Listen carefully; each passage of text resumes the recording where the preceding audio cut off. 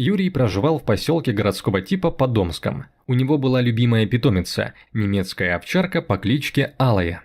Она была уже взрослой собакой, и хозяин разводил породистых щенят для продажи.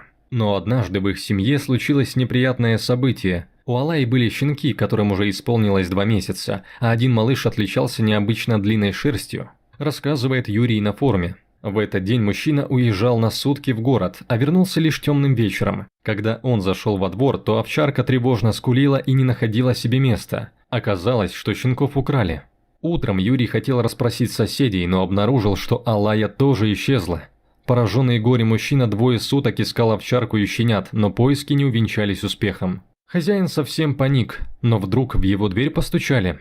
Пришла беспокойная соседка, которая сообщила, что случайно увидела на сайте объявление о продаже щенят, но один отличался от всех остальных и имеет длинную шерстку.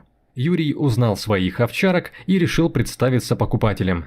Когда он пришел по нужному адресу, то увидел, что его Алая преданно сидит под забором, как раз у этого дома. Стало ясно, собака по запаху нашла своих малышей, но чтобы не спугнуть мошенников, мужчина сообщил в полицию, и сотрудники помогли безопасно забрать щенков. К счастью, за это время кормящая мама собака не успела пострадать от мастита. Юрий понял, как сильно любит Алаю, а 2 дня, проведенные в разлуке, показались ему вечностью.